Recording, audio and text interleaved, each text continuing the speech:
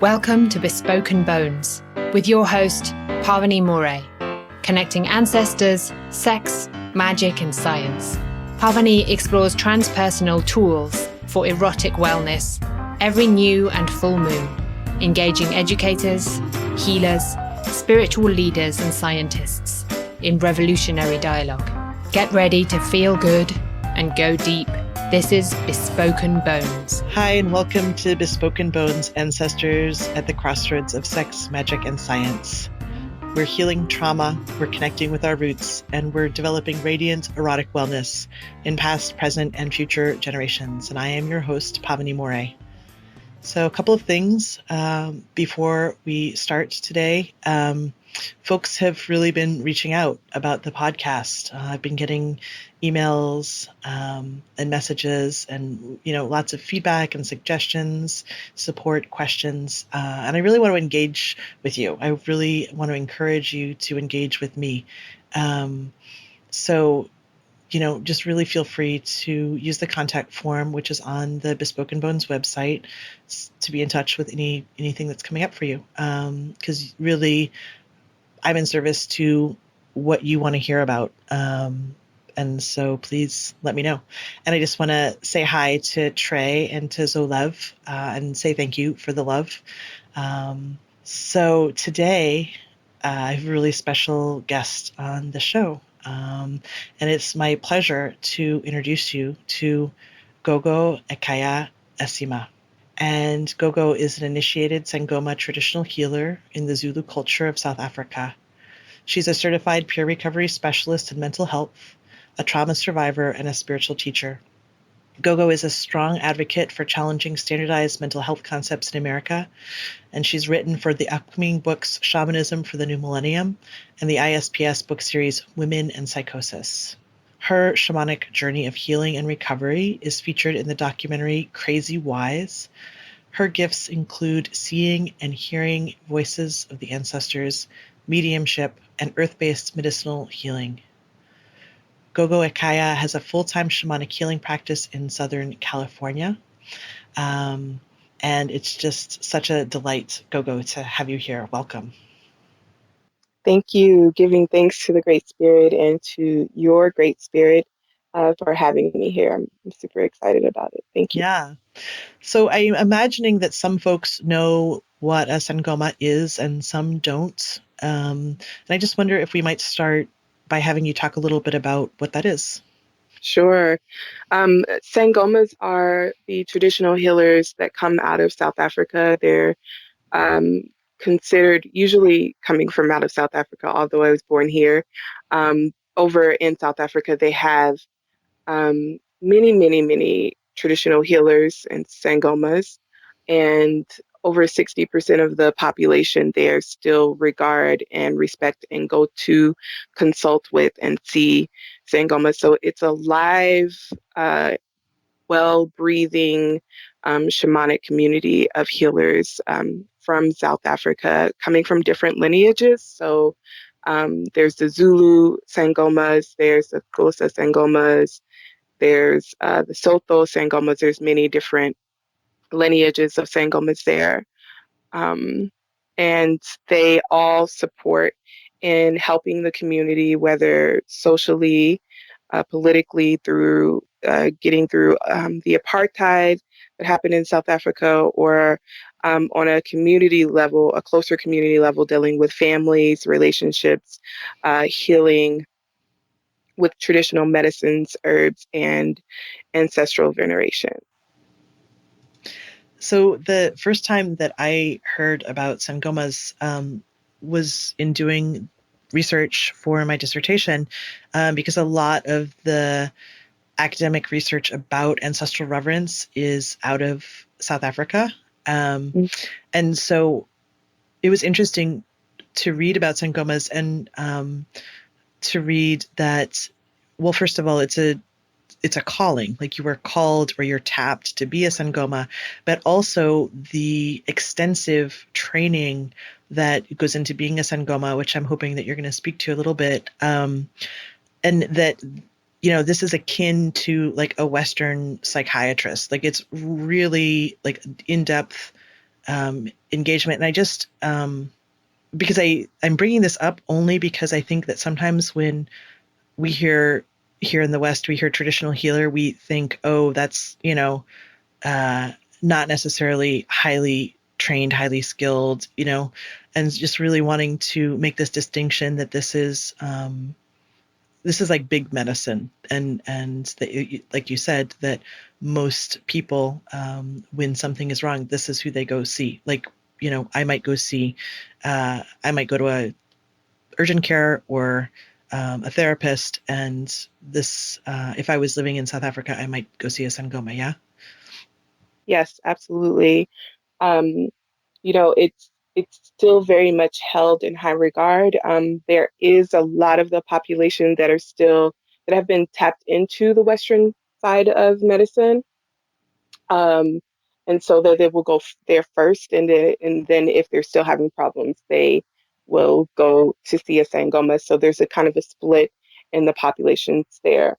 But yes, the Sangoma is the psychiatrist, is the psychologist, is the family therapist, is the doctor, um, and while we use lots of ritual-based practices, and the calling, um, it's definitely not something that one chooses to become. It's a calling, and what happens is that a person will receive um, some sort of calling illness that can manifest in many different ways. So the calling illness for me manifested in mental health struggles or disturbances. Um, and for another person, it could be that they automatically just were able to use their limbs, or some kind of physical body issue that keeps happening and no one can cure. So that's usually why, especially in South Africa, people will go see a Sangoma, is that, nobody knows what's happening.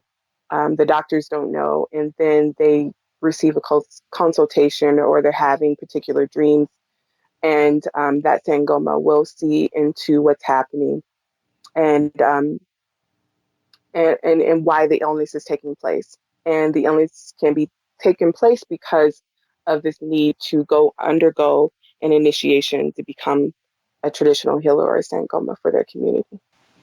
Thank you. It was also really interesting for me in my reading, and I'm sure you know way more about this than I do, but that there's often gender variance or sexual orientation variance, or that like the folks who are Sangomas, I would say that they're like the ones who walk between the worlds, or that there's a sense of being outside of the norms of culture and society as the healers. Yeah. Hmm. Absolutely. Um, so it really depends on what spirits you're carrying in the Sangoma way. So there are lots of men in the Sangoma tradition who have very powerful feminine ancestral guardians, and they will wear skirts every day, and they will be in their feminine energy. And for me, I have very masculine spirits that are with me ancestrally.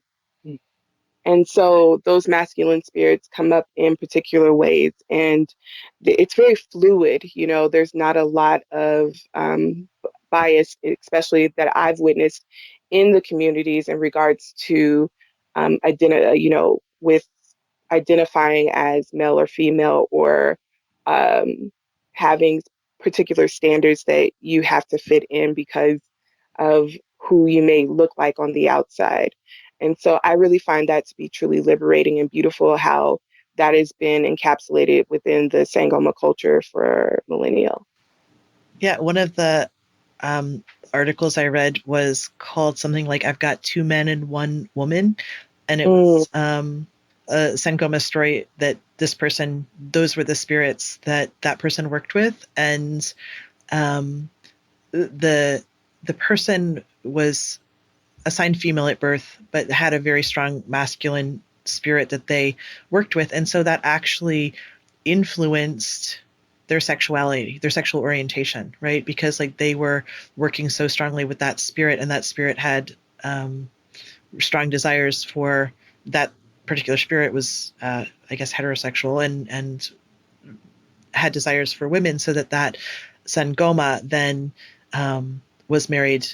She was a woman and she was married to a woman, but it was the masculine spirit. It was just really beautiful, and I love that you use the word fluid, because I think that it's so spacious, right? It gives so much permission of like the nuance and intricacies that we can live in our bodies. Yeah. Yeah, absolutely. And it's interesting that you bring up that story, because I was, I've always been a bisexual person, or a person that loves women and also loves men as well. And I never really attributed it to the fact that maybe these masculine spirits or these masculine energies were also influencing my desire in my younger years for women and for the feminine, in that very intimate and beautiful way. So, um, yeah, thank you for sharing that. I think that's the first time I've actually said that out loud. So that's a beautiful connection and liberating piece for me. I love it when that happens on the show, when people say things out loud and then people are, yeah, that's what we're looking for.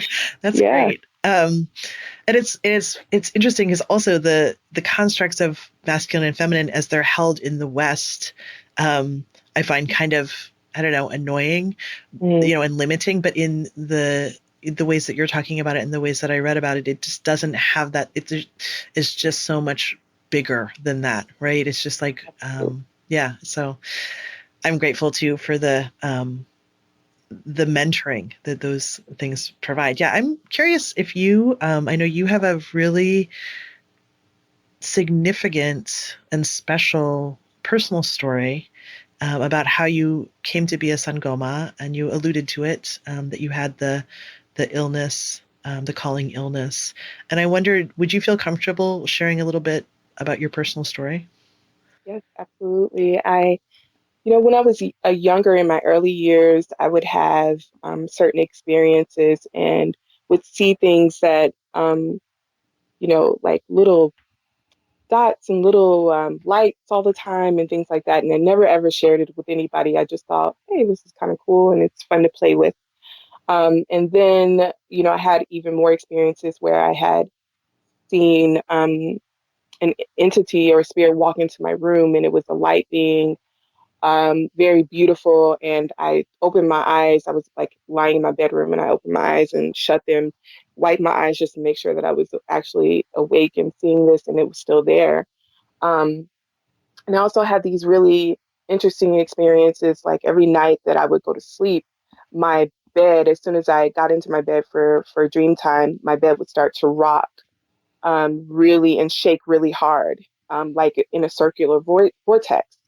And I just thought it was normal. And I would bounce my legs up and down on the bed just to make sure that I felt comfortable enough, to calm the anxiety and to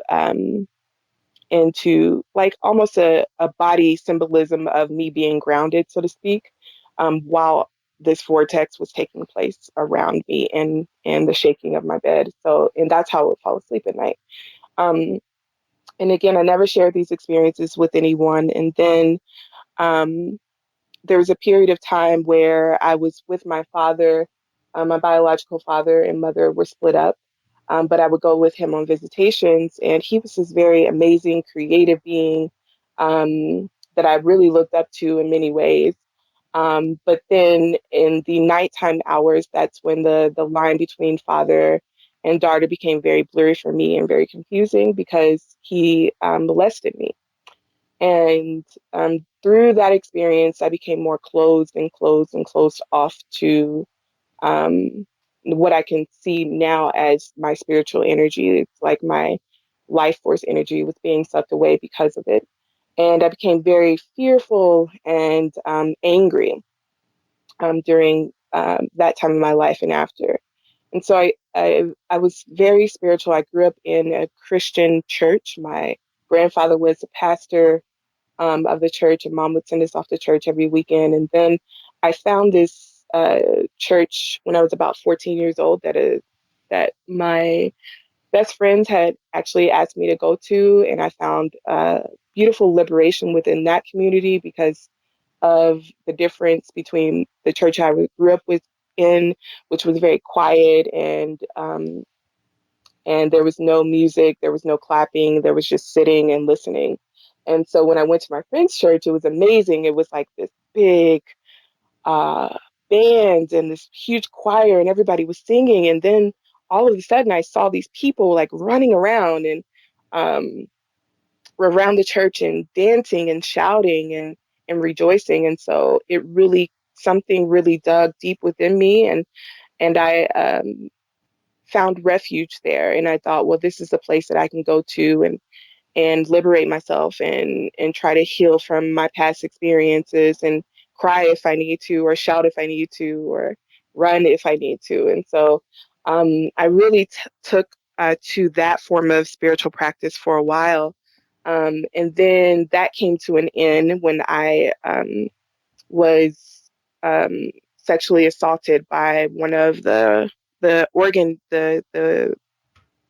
members. He was a choir director and musical director, and he was a lot older than me and had a wife. And through that time, that experience, what I had thought that I could put my trust into and really just be who I thought, be who I was and let go of things and just be in a safe space became another space of fear and neglect and blame. Um, and so I was 17 at that time, and I left the church scene and that experience. And I just thought I would leave spirituality in general. Um, and I went through life and got married and had children.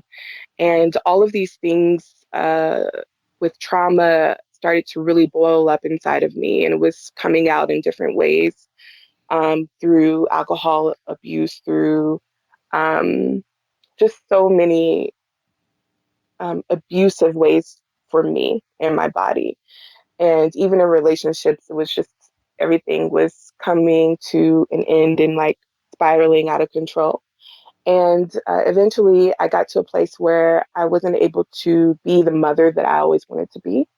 And I left so that I could focus on myself and see if I could discover healing. Well, it took a whole 10-year process before I was able to come to the point of answering my call and understanding that I did have gifts. And in between that time, I experienced, started to hear voices that would tell me to self-harm.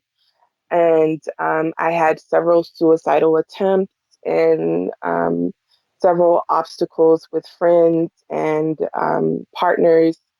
And I locked myself in a room, in a small room that I was staying with one of my partners with, and I wouldn't come out of that room. I was completely devastated and thought that when I walked outside that people were all looking at me and judging me.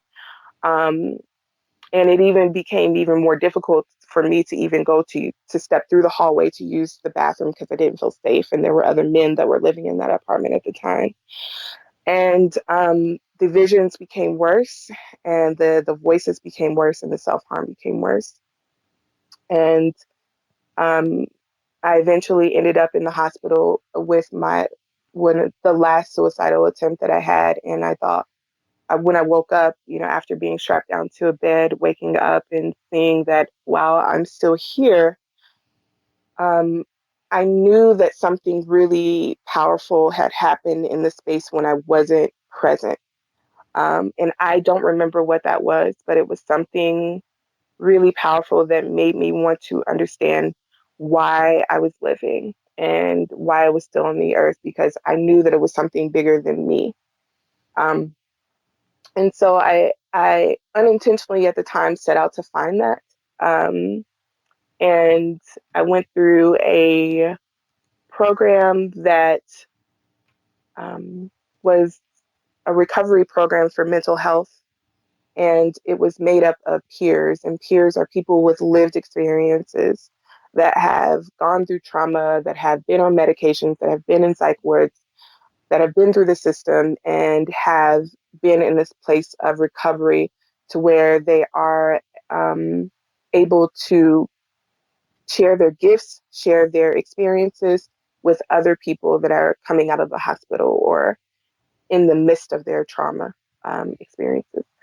So I found this place, and there was a light in the room, and it was this young lady, and she saw something in me, and she eventually, after me attending and being in their presence, she asked me to come along and be trained and become a peer myself. So that's how I became a peer specialist. And in that midst, I was introduced to this beautiful breathing technique called pranayama, and they took me off and sent me to a training. They picked two people out of the whole company, and I was one that was able to go and receive this beautiful training about breathing and depression and healing those things. And that really spurred something deep within me to find out what about my ancestors and about shamanism. So I began to do lots of research and just sit with some of the teachings of indigenous culture and practice.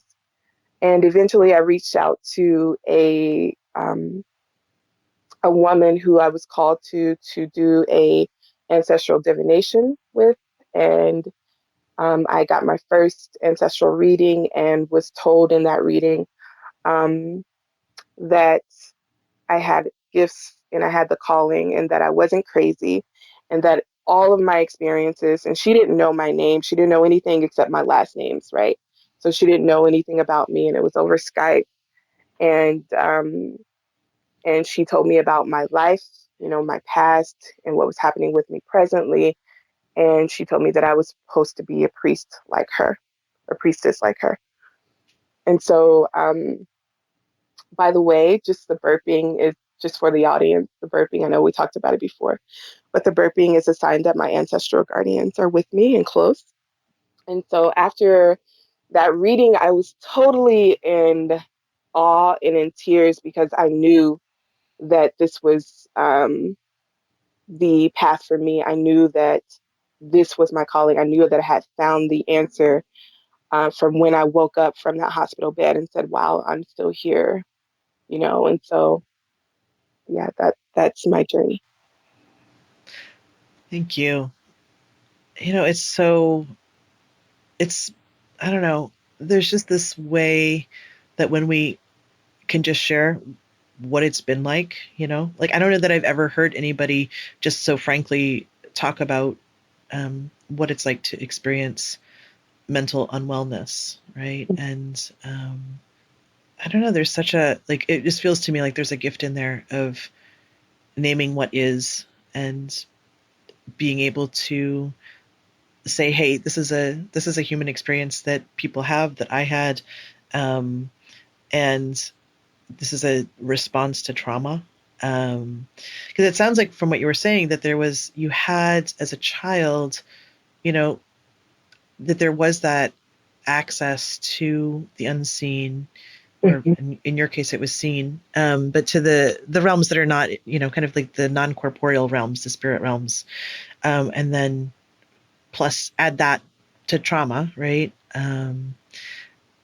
Which ends up in you being a Sangoma, right? And it's a pretty radical reframe of seeing mental health as that whole paradigm of crazy, mentally unwell, mentally, like, all that stuff, as like, oh, actually, if there's appropriate, trained, compassionate support, right, it allows you to step more fully into claiming all the gifts of your ancestors and of the experiences that you've lived. Yeah. Mm-hmm. Yeah, and I like that radical reframing because I feel like that's something that really needs to happen, and it's starting to happen through these kind of conversations and through Crazy Wise, and then through the peer work and in the mental health system, and really changing our perspectives and how we see and view, what they call mental illness. And for me, it was just when in retrospect, I think that was just an imbalance and something that was coming up, waiting to be mended and healed so that I could really step into my power. And this is a human experience. It's a human experience that, my story is not much different from the next person that's, you know, you know, a few doors away. And so we have this big issue and this big problem with pathology. Oh, sorry. So pathologizing everything. And if we were held like we could be held in Indigenous communities where there's a person that sees an imbalance or sees an issue, and then the mothers, the grandmothers, the grandfathers, they come around you and support you during that time, um, then I feel like we would just be a much better world, and that there will be a lot of people in the system that wouldn't be suffering because there wouldn't be that kind of system. It would be a better system, an ancient system that has worked time and time and time again. And so, my focus has really been to allow people to remember who they are and to remember that community and that sense of purposefulness in holding space for each other in that powerful way where people aren't in the psych wards and um, on tons of Western medication that may not be helpful to them, and allowing them to be liberated through our ancestors and liberated through nature and liberated through remembrance.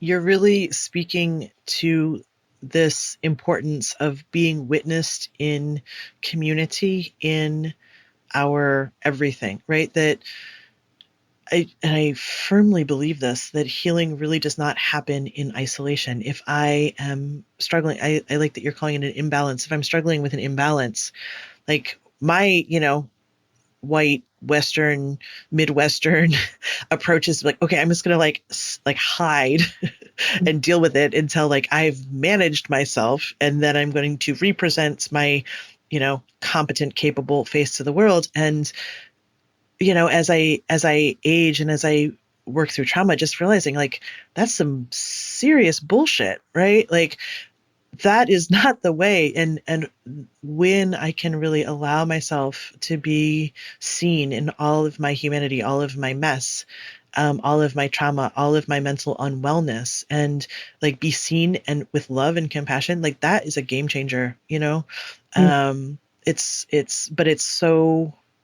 such a risk that to trust that the people who are around us can bear witness to the entirety of who we are. And I really hear you speaking to this, like, oh yeah, with community, all things are possible. With this, the sense of holding someone as they go through a spiritual crisis. I know you work with that. That there are, it's just tremendous gifts can come out of that, including this increased sensitivity to our ancestors, to I don't want to say nature, but like to being available to be taught through trees, wind, animals, whatever the other non-human beings are, right? That there's an opening that's present, but we only get to have that opening if we first let ourselves be held, and there's good people to hold us in that process. Yes. Yeah, good. I'm curious if you'd speak a little bit.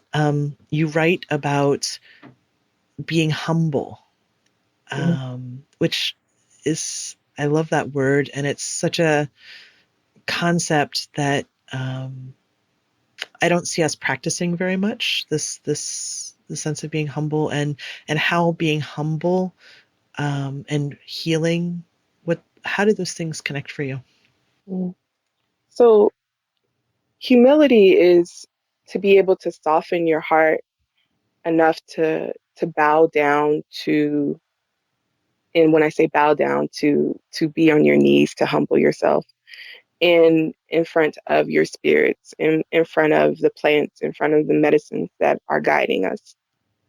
And it's the ability to honor the divine that is also who we are, and every soul that enters our healing space, into our healing space. It's about seeing in every person that we encounter that they are also a reflection of me and of you. And this, for me, has softened the judgment and brings forth the truth of what it is to have compassion.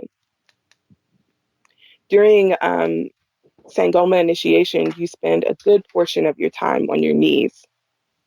You don't speak to a person while standing up. So especially you wouldn't be standing up talking at all, but especially with your elders, your teachers, or other healers that are around, or other initiates, and even to your ancestors. And so because we spend a lot of time on our knees, it can be a very uncomfortable position to be in.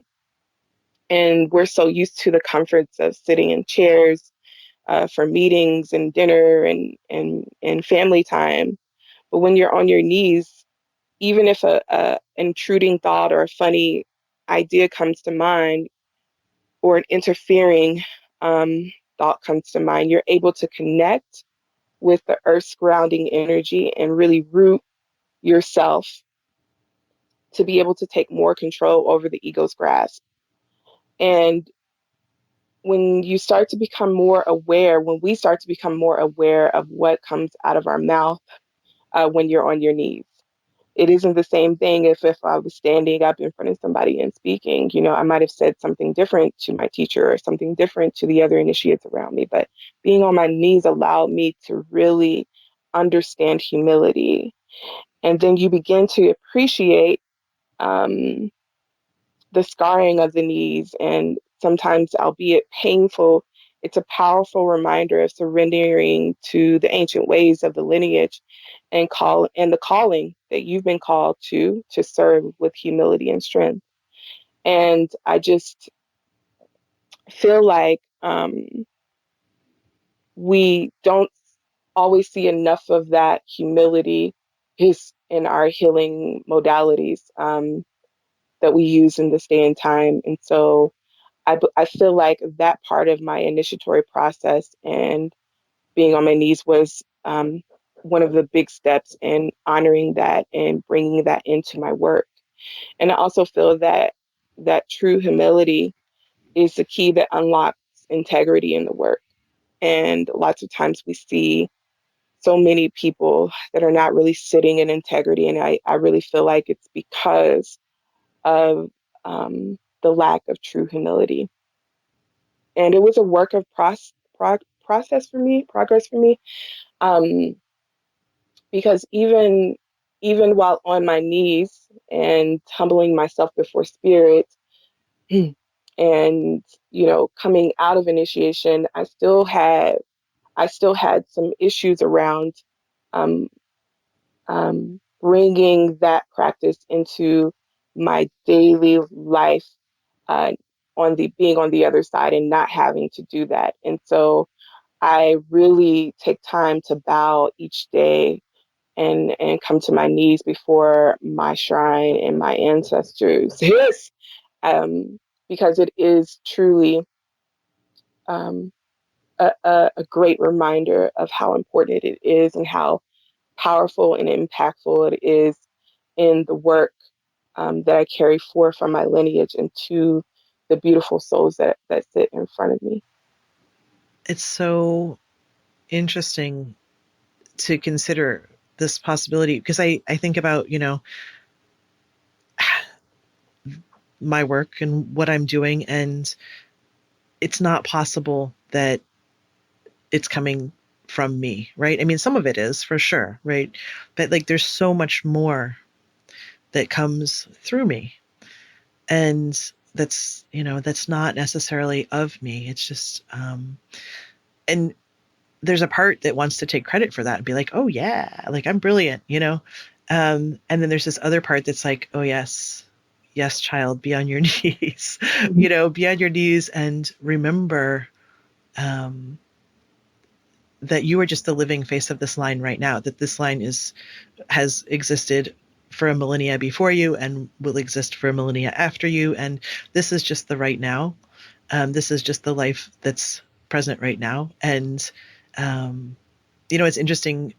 You mentioned having children. I also have children, and like watching them come up and just being like, oh, wow. Like that's who I feel like that's who humbles me is being in front of my kids and realizing that that moment is coming, like that, that I can see it in my mind, but it's like there's like an arc, and my it's like almost like my sun is setting. It's kind of dramatic, but that there's this, I see life from behind me and I see life in front of me, and this body just happens to be holding it right now.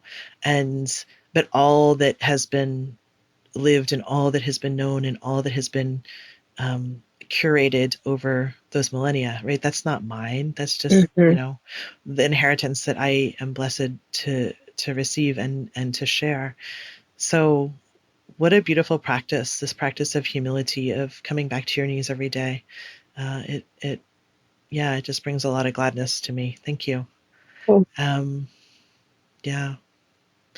Would you speak a little bit to ancestors and Sangoma and how those things relate?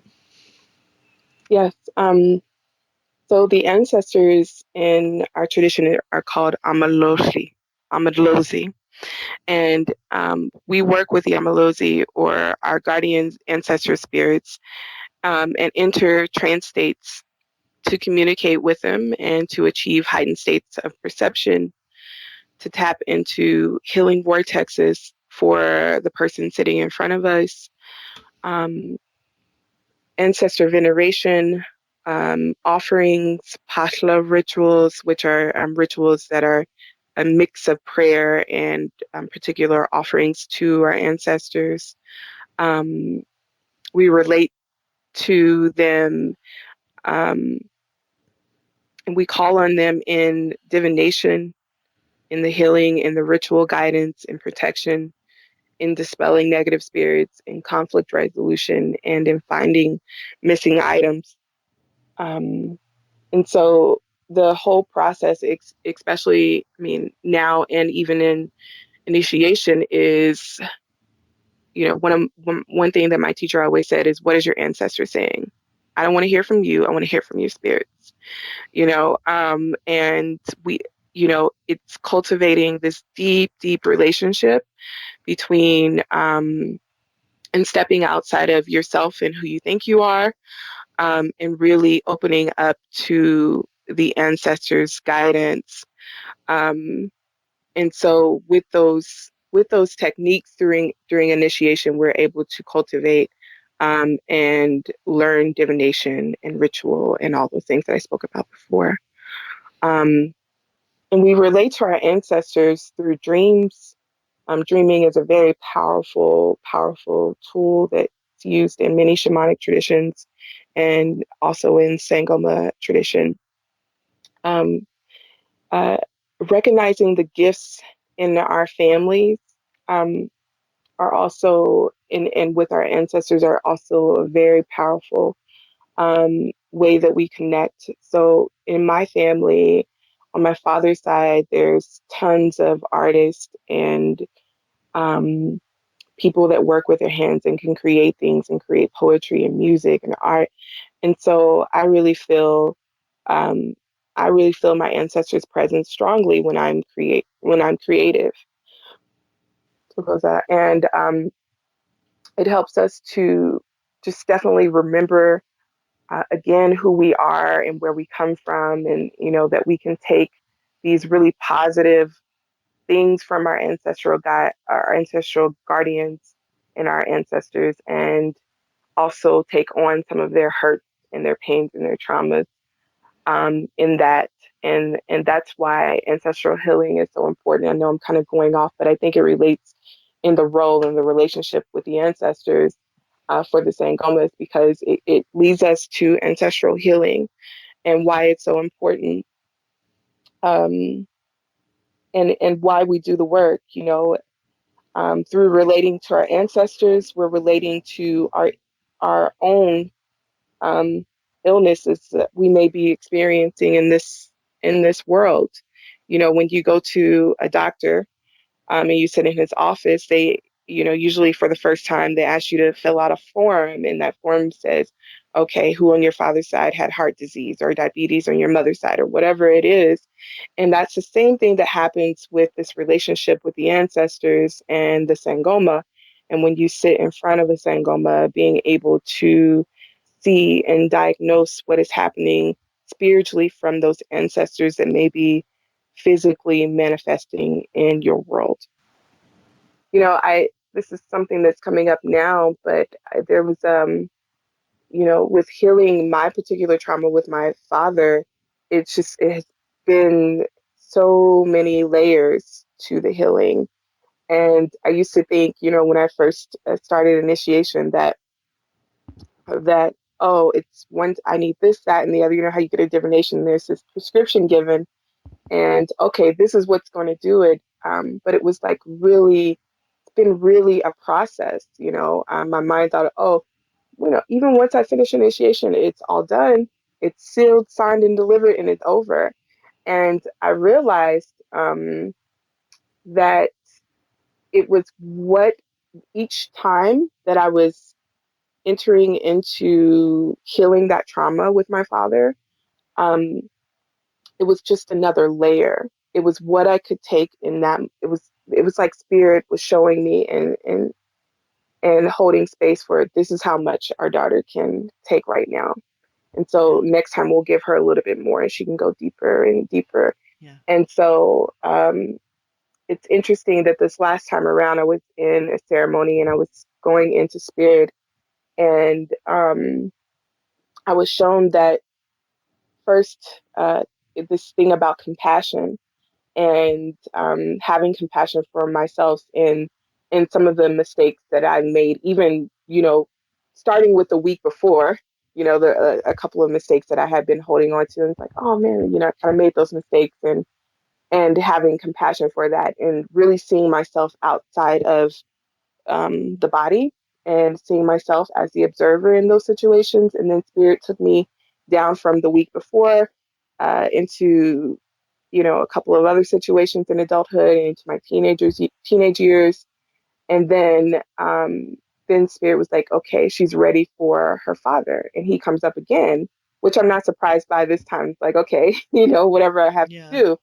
And when I got there, I saw him, but they gave me a view of his entire life from when he was born up into his adult life. And the really powerful thing about that was I saw his life outside of my own trauma. I saw his life detached from that. And it really, and for the first time, I had compassion for him, and in a very profound way, you know. And I thought, and while I was in that process, I said, I have so much compassion for you, and I'm so sorry that you have that kind of life, and I understand why you did what you did, and all those things. So it really was just another deep layer, and the compassion. I feel like you know the compassion leads us into forgiveness, and then we experience this unconditional love, no matter what. So that I've never heard anyone talk about it like that. And it makes perfect sense, right? I mean, I think about it a lot of the things that we inherit, both the blessings and the burdens that we inherit from our ancestors, from our blood lineages, in terms of absolutely creative gifts, as well as kind of the biological components that you're talking about. And yet our medical system doesn't address it from the spiritual perspective, right? It doesn't look at the transgenerational transmission of trauma and what you might be carrying in terms of unwellness, addiction, trauma that has been passed down. It's just looking at oh, yeah, you might have heart disease, from your father's line, right? Mm-hmm. So it sounds like what you're saying is from the Sangoma perspective, there's a holism in considering the human being that presents in front of you, where you're looking at them from the physical, certainly, as well as the mental, as well as the emotional, as well as the spiritual. Yeah? Am I getting it? Yes, absolutely.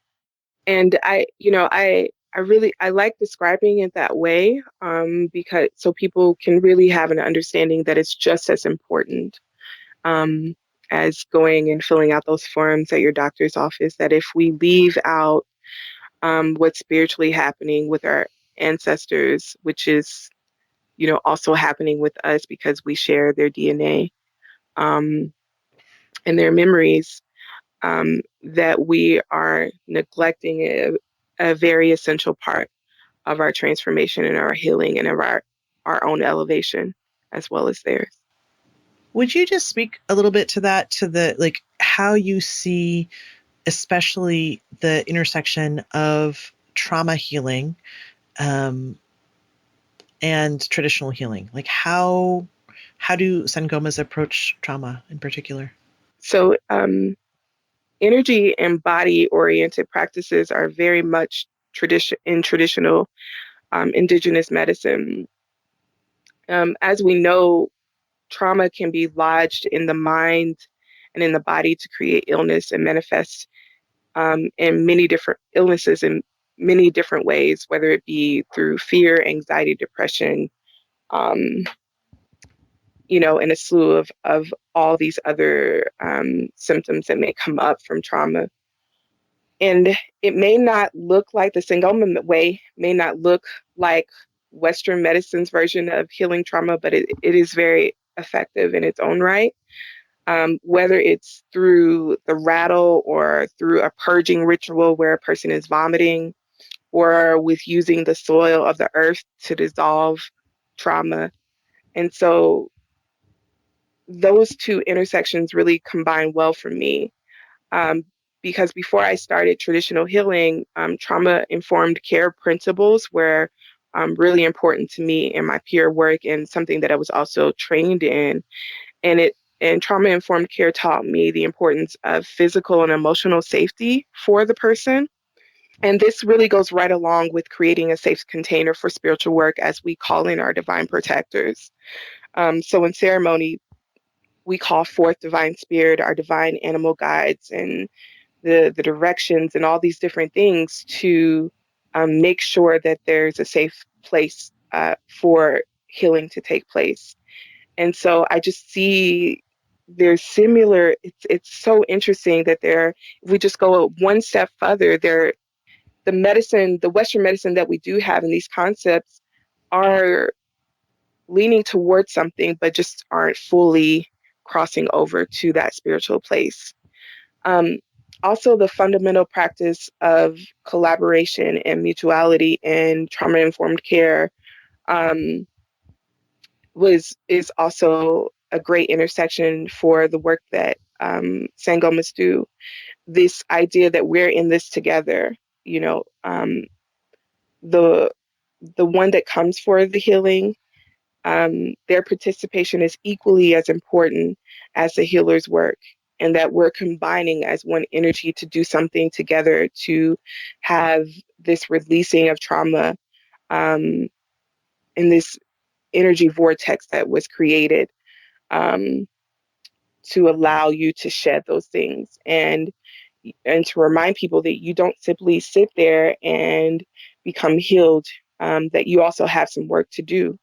And Sangomas are very good, and the work is very good in helping people to integrate that. And, as I was speaking before, there's this purging ritual that we do where you drink a certain medicine and it allows you to purge. It's very physical, but I have people go through a mantra in their head, or, when I'm doing a cleansing ritual, I have them repeat this a certain mantra or something that was given to me by spirit for their particular case. And as they're purging, they are praying. It's a prayer. It's a thank you. It's a gratitude for letting go of the built up trauma that may be in the liver or in the mind or in the nook and cranny, the nook or the cranny behind the knee and why a person might be having arthritis in their right knee. So the last thing that I want to just mention in regards to that intersection is empowerment. Um, Empowerment is essential in trauma informed care, and it's important in Sangoma work that we're putting the power back into the person's hand. We're allowing that transmission to take place. And all forms of trauma result in some loss of authentic life force power. And so by allowing the person to see that they're also the healer who can reclaim the missing parts of them is so much very essential. And so that it's really easy for me to integrate the two. Yeah, and again, you're speaking to the value of ritual, the value of community witnessing and holding as ways to integrate and heal. Yeah. Mm-hmm. That it's not just, I mean, I just think that there's so much that especially Western trauma study can learn from looking to Sangomas as well as just other cultures where there are traditional practices of healing trauma. Because like trauma is, it's not like a new thing, right? It's been there for a long time, and there are really effective techniques that folks have learned to how to process it, how to deal with it. Well, first I want to direct people to your website, which is sangomahealing.com. And you can find out more about Gogo Ekhaya's work there. And sangomahealing.com. And you have a program for people with lived experiences of psychospiritual crisis or altered states of consciousness who feel a calling to shamanic work called Embracing the Gift. And so this is a healing intensive that is designed to support someone's spiritual journey through a transformative process with divine teachings and practices to connect with the healer within. And that's coming up this fall in 2018. And you also are having a fundraiser, a shamanic healing for mental health fundraiser. And I just want to give you the chance if you want to speak to either of those two things. And I'm imagining that folks can find out more on your website, yeah? Yes, people can find out definitely more on my website. Embracing the Gifts was started because there's two parts of that, but it was started because there are people that come to me that have a calling, um, and are experiencing um, lived experiences of seeing voices or seeing seeing voices possibly, or hearing voices or seeing visions, and um, needing some guidance and looking for guidance in a more shamanic way. So this is a program that I've created for people who feel like they have a calling to heal in this particular way, and then they are also given tools to be able to help sustain and maintain their recovery, their spiritual process, and also being able to help others to go that they are that may be possibly working with.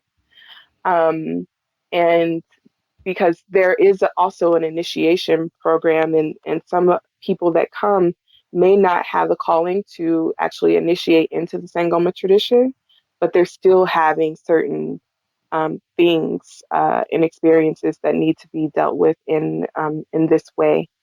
And so that's why this program has come forward for me. And it's just been a beautiful experience. It first launched last year, so we'll have an upcoming one in the fall.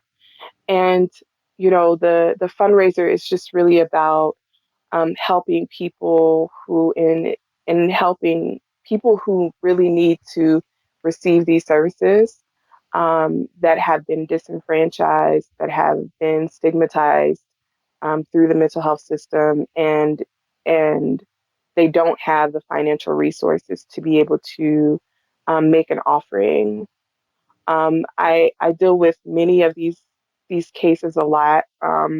People of color, and just a lot of people, that have had traumas and are stifled and aren't able to work and aren't able to really receive what they need. And I remember being a person, in that room back in the day, experiencing um, self-harm and these voices that were tormenting, and calling different healing centers and shamanic based centers, and was told that I couldn't do it because I didn't have the money, or the services wasn't available, or they didn't have the scholarship money to have me. At the time I wasn't working. And so I think about that, and I think about how I can give back. And so um, if a person's open to working with me, I usually never turn anyone down. And I just created this fund to be able to support those people that don't have it, so that I can continue to be of service in this way. Yeah, thank you for doing that and considering and holding it in that way. It's super beautiful and important. And again, your website is www.sangomahealing.com. So, Gogo Ekhaya, thank you so much for being on the podcast today. It's really been quite special to be in conversation with you. And I want to thank folks for listening to this episode. And if you feel inspired by what you heard, I would love to hear from you.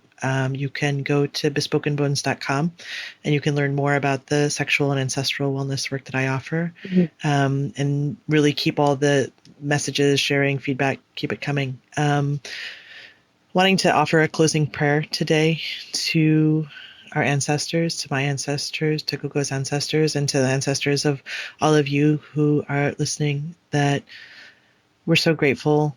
We are humble. We are humble before you. When we remember all of the effort and all of the love and all of the work and all of the learning that were your lives, and through you, we have access to. We're grateful and we're humble, and we accept these blessings. So thank you, ancestors, for being close and sharing wisdom, and many blessings on all of our lineages. I am Pavini Moray, and I will be back every full and new moon with more embodied goodness and ancestral wisdom. Thank you so much.